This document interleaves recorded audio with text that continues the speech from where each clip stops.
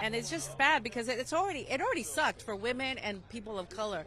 So to now have this model is just, it's like, how many white guy stories can we see? I'm tired of white guy stories.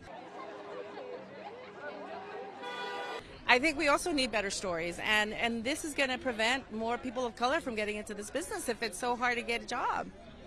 Writers gotta get their pay.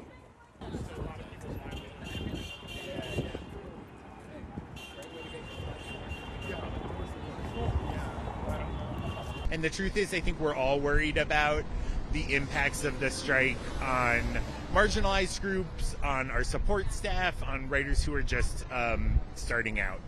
That's a huge concern. But those are the same groups that are already having a really hard time with the changes in our industry, with mini rooms, with lower episodic orders. So we're here for them and for the group that will be writing in 10 years and 20 years after that. I wasn't in the Guild in 2007. And a group of writers got one set of advancements for me, and that's why we're here now, to do it for the next generation.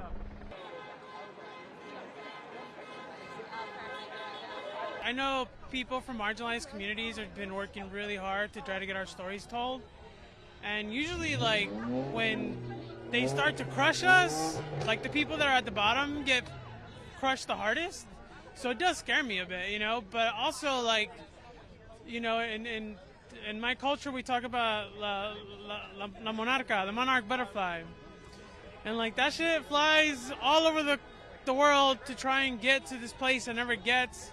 Other people get there, like, their children get there. And that's why it's kind of like this metaphor in my community, because everything we do is for the next generation.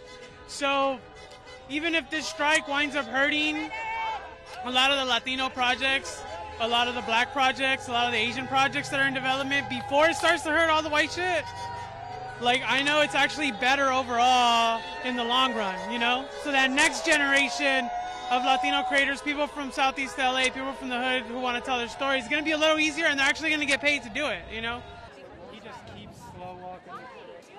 Yes.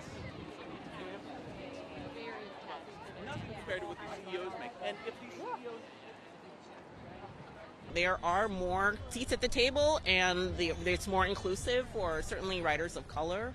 But the problem is writers of color are now only getting to learn, like I said, 1/100th of the business versus, when I came in it over 20 years ago, I got to work for people who taught me all aspects of this job. You have to be a person who can write, certainly, but you also have to be a person who can pitch, a person who can come up with ideas, a person who can talk to actors.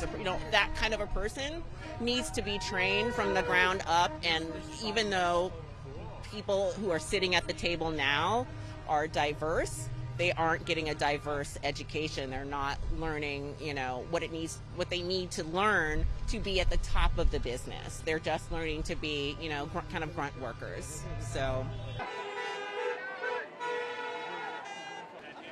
Doing some laps that they were handing out to kind of other people. I was like, oh, hey, there's a house.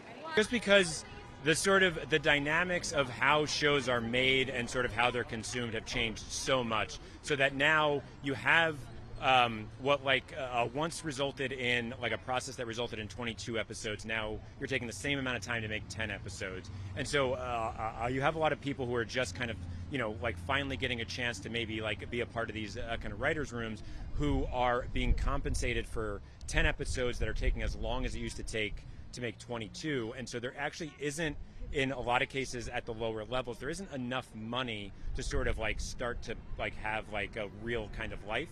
And so, yes, it's great that a lot of people are getting their first chance in kind of a room, but they're not necessarily getting paid in a way that's going to allow them to continue to move up the ranks and to someday become showrunners. And so it's a really unfortunate thing that you have so many people getting their first kind of opportunity, but not in a sustainable way.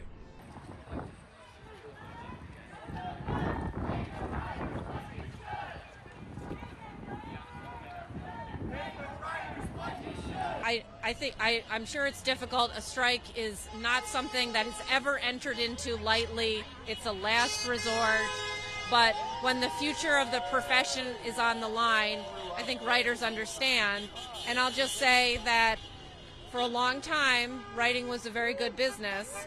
and it was not diverse, and now it is diverse, and it's not a good business, and we have to change that. Power like the power of the union, 'cause the power of the union don't stop. Ain't no